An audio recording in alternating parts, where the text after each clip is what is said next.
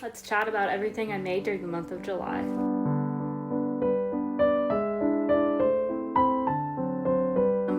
Welcome back. I'm Hannah and I mostly knit, but I also sew, make pottery, spin, a couple other crafty things, but we're mostly here talking about knitting. And yeah, today's going to be a recap of everything I worked on during the month of July. I didn't finish many projects this month, so it's a lot of works in progress to share, but I still think there's some exciting things to talk about today. So I'll first start with what I'm wearing. This I finished a few months ago. It's the Rib Lace Raglan pattern by James N. Watts. The yarn I use, I would not recommend, so I can't remember what it's called, but it doesn't really matter. But it was just a 100% cotton yarn. The reason I wouldn't recommend it is because it was in like an undyed colorway, and I had issues with it like turning colors. Like it got like a really rusty color, which was fun, and I had to bleach it a bit, but all is well now. Yeah, I will get started with the couple things I did finish this month, which include one sewing project and then one knitting project. Let's start with the sewing project. I don't actually have them because they were gifts, but I made these little Kindle and book cover cases, pouches for my sisters. I have two sisters and they both have birthdays during the month of July, and they're both big readers. One sister mostly reads physical books and the other reads off her Kindle. So I made them these two little pouches. The smaller one's more Kindle size, the bigger one's more for a physical book. And yeah, I ended up just following a YouTube tutorial. I'll link it below. It was totally free, just like basically everything you cut is a rectangle, so it was pretty easy to do without a physical pattern. And yeah, it has a little pouch. I added like a little bow string. I think the video had like a button closure or something else. I don't know. You could kind of mess around with how you want to do that. I ended up using just not scrap. I just used like what was in my stash. I have quite a bit of fabric stash that I've made plans for and not executed, so I just ended up using little bits of things I had for the fabric, and I really like the combinations. So they both kind of have they both have the same like gingham on the inside. I used some like batting to make them a little squishier, more protective, and then yeah, just some like random, I think they're mostly cotton kind of fabrics. So that was a very quick, fun sewing project. I think I did it in like an afternoon and just did two at once, and that was an easy thing to bulk make. So would recommend as an easy sewing project if you have readers in your life for birthdays, holidays, any gift needing. Yeah, and I'm thinking about making one for myself as well for my laptop. I thought it would be a fun pattern to use for a laptop sleeve as well. So yeah, that was my first finished object. The second project I finished in the month of July was a dog sweater. Here she is. It's so cute. It's this little striped number. This is for a friend, commissioned me to make this for her dog, which was very sweet. It's the Portland Raglan dog sweater pattern by Calico Radio Knits. It is a free pattern, and yeah, I found it pretty easy to follow. There are a couple things where like there's no like yarn estimations for how much yarn you'll need for different sizes. I think it's only included like the size they designed in, and a couple little quirks like that just because it is a free pattern, but I found it very easy to make. I was just using scraps and I knew I had plenty, so I wasn't too worried about running out of colors, and obviously you could mix and match. I ended up doing stripes. The pattern does not call for stripes or anything, but there's plenty of project pages that were actually quite fun to look through because it's just a bunch of pictures of dogs wearing sweaters, and people have done stripes. They've done all sorts of scrappy projects, some like color work charts. There's lots of creative things out there on this one. But yeah, it's basically you start at the collar. You basically split for raglan, which sounds like ridiculous to do raglan increases for a dog, but it just has like this tiny little part here, and then the sleeves, so you do increases, and then at the end you do some short rows here to kind of give it this like curved look, just so it's not like a straight cut off on their back. And then just some rib details.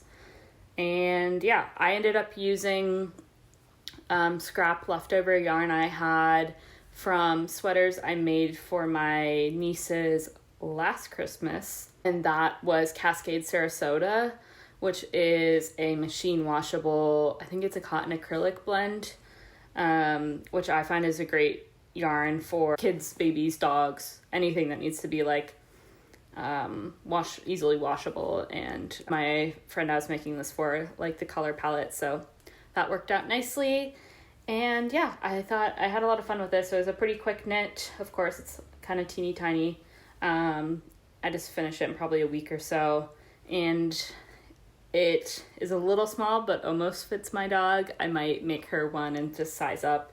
And I still have plenty of these colors left, so I might just like do it in a slightly different color placement, but a similar look. So yeah, overall, great fun, easy pattern, silly to make a dog sweater, had a good time. And yeah, that was my only knitting finished object for the month. But I have 6 things in progress right now. Some I worked on more than others this month, but I will say majority of my time this month was spent on 2 projects I can't tell you too much about. I got accepted for 2 test knits this month that both run through early September, and they're 2 different designers, but they're both for a book, the same book, by like a major yarn publisher. So because of that, the details of the pattern and the designs and stuff are a little on the secret side, so I can't share too much about them. Like I can't really show you my works in progress, what they're looking like right now, but I can talk a little bit about the yarn and show you the swatches and just talk about the process a bit, because they both have a lot of things that are new to me in them, and that's been really fun. So the first one is, this was a big a big jump for me. I've never done cables before, and I had the idea to sign up for a cabled, all over cable sweater in fingering weight yarn. I really dove in with the cables. Luckily it's just one type of cable, so I'm getting a lot of practice with this one particular cable. But yeah, it was a big jump to go from never doing cables to a full out sweater in fingering weight yarn. So here is the swatch. I am using Jamieson & Smith 2-ply jumper weight yarn. I got this from the Woolly Thistle in a cone. It's right here, actually, said cone. I haven't worked off a cone before. I ended up just making just smaller balls of it off of that. I mean, you can work off the cone, but just to make it a little more portable. And yeah, I found it pretty economical. This cone was $75, and this is over 2,000 yards and meters. It's a lot. I'm gonna have plenty of leftover. So yeah, I'll get a sweater and then maybe a shirt or a cardigan or something else out of it too. I found the cables like this. I guess I ended up changing my needle size a little bit. And so I made one on a larger needle, realized I needed to size down. This is only my second attempt at the cables, and I found it a lot easier than I thought. I was pretty intimidated by cables, but it actually was not as bad as I thought it would be. So if you're also scared of them, maybe just give it a try. Yeah, I feel like this has opened a whole new world. I've been looking a lot at other cable patterns and scheming up future cable projects now that I have this new type of knitting unlocked in my brain. So yeah, I'm really enjoying this. I just finished the back panel for this sweater, so now I'll need to pick up and do the front. Luckily for the test knit, we just need to do the front back panels basically connect under the armpits and do one sleeve is all that's required for the test, which is great because, yeah, like I said, this is definitely a commitment. It is, I'm using, 3mm US 2.5, teeny tiny little needles. So it is definitely a time commitment. But yeah, that's been a lot of my time this month has been working on this. And yeah, I'm excited to have it and eventually show you all. Sorry, I can't say more about it, but eventually I will. And the other test knit I'm doing is 2-color brioche, another technique I haven't really done. Here's this swatch, just to give you a little sneak peek. And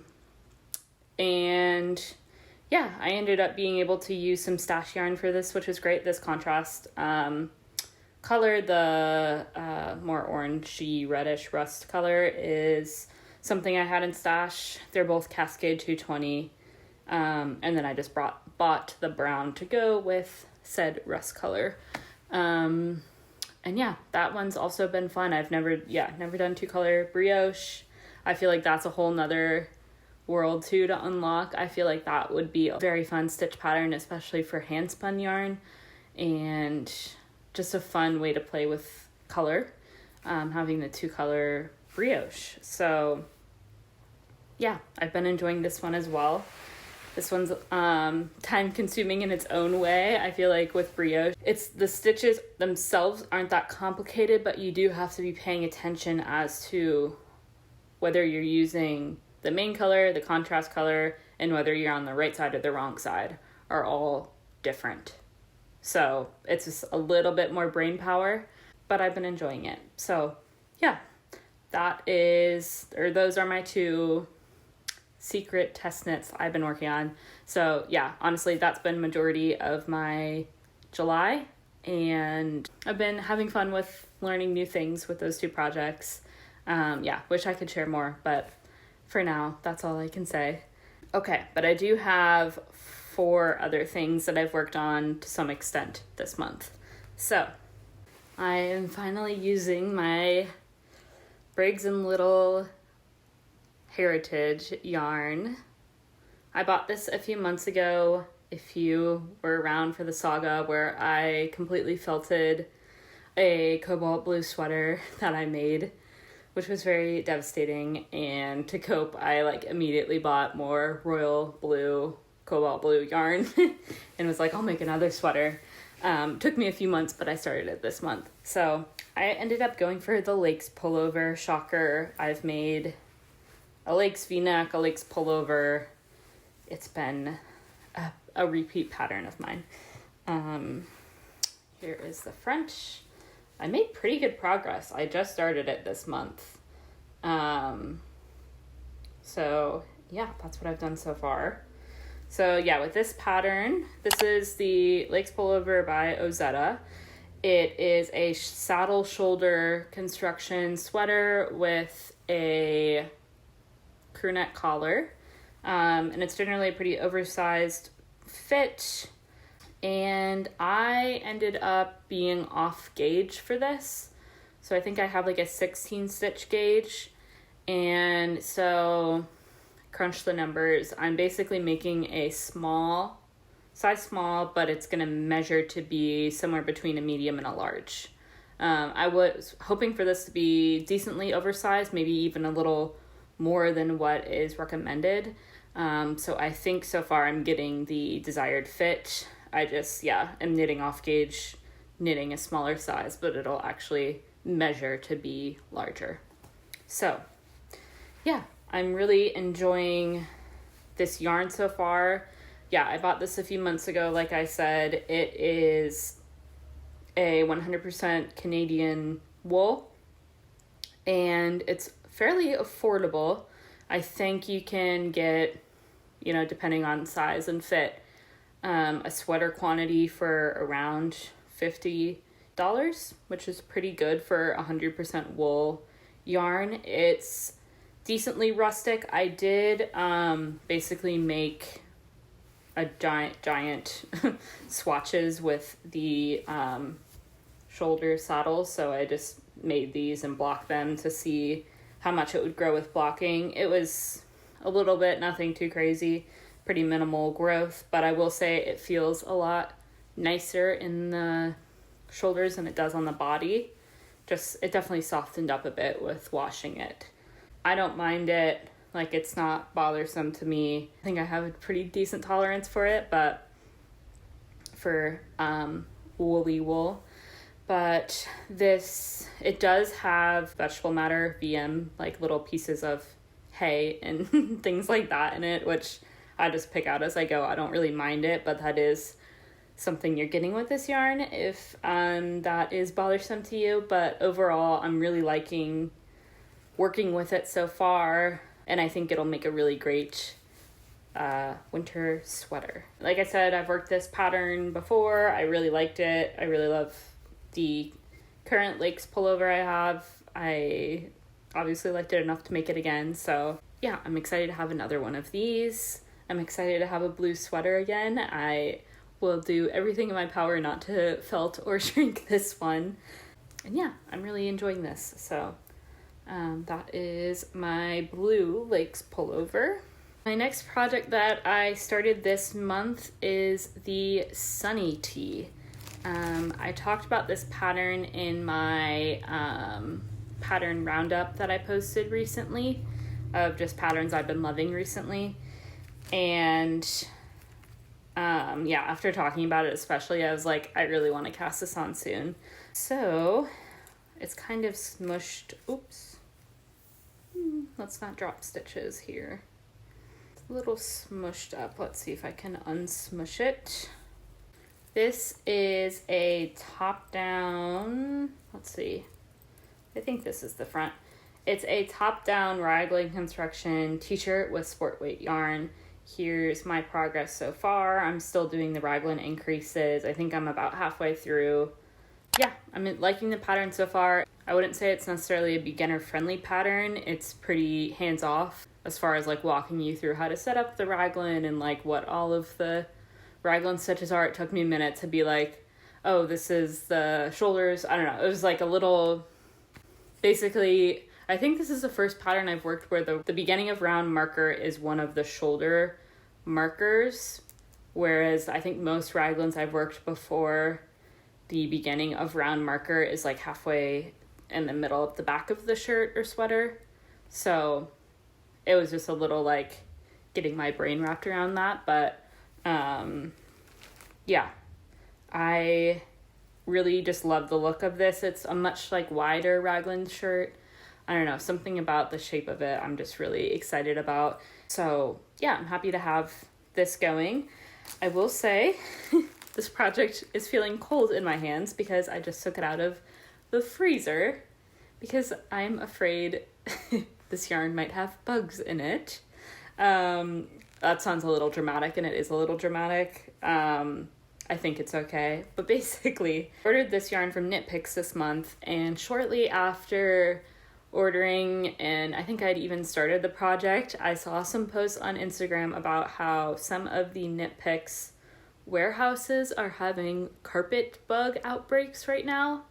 And this is, at least as of when I'm filming this, like, you know, research this yourself, but from what I've seen on Instagram and Reddit, it sounds like they're having some issues with bugs in some of their warehouses, and they're not reporting on it, and some people are getting yarn with bugs in it, which is obviously problematic.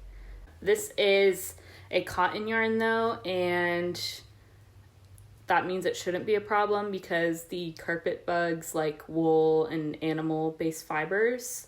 So in theory it should be fine, but I just like got a little creeped out by that, obviously, and just put this in the freezer for like 5 days or something just to hopefully deal with any of that in case it had that problem. But I knit an entire ball of it already and I didn't see anything.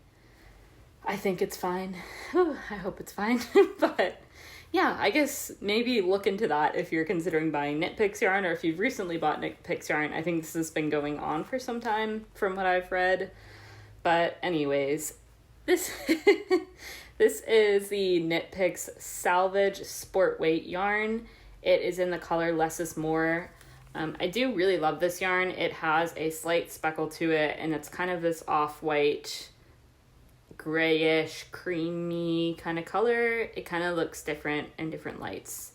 But it has like slight speckles in it. It is 95% cotton, 62 to 75% of that is recycled cotton, and then 5% other fiber, which I think is just like the flex.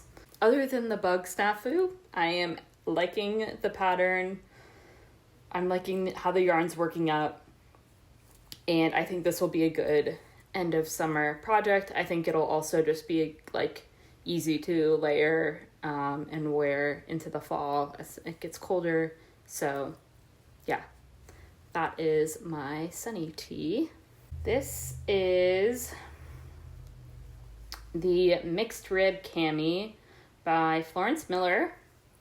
You're probably like, wow, you've made a lot of progress this month, because I've never seen that before. Well, it's actually a year-long whip at this point. I was looking through my camera roll and I just saw a picture of this, me working on this, July 2024. So it's been around a long time. It was in hibernation. I just like put it away last winter, knowing I wasn't really wanting to work on a tank top in the cold months. And then I kind of forgot about it in the spring and into the summer. I just pulled it out this month and started working on it again. So it's been around a while, and I've probably made a couple inches of progress on the body. So I'm just, I've already done the armholes. It's connected. I just am working in the round now and just adding length. But yeah, this is, the Mixed Rib Cami by Florence Miller. It is a mixed rib, different types of rib. It has twisted rib and just regular rib. I'll see if you can see it a little better. So yeah, that's what the fabric is working up like. I am using Malabrigo sock yarn in the color Lettuce.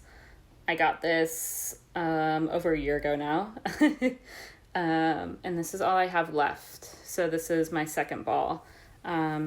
There are some finishings for the armhole and neckline. I think it's just like an I-cord, which I've seen people skip and it looks fine. I may or may not do it, but I think I'll just keep going until I run out of yarn on this one kind of situation to just get as much length as I can.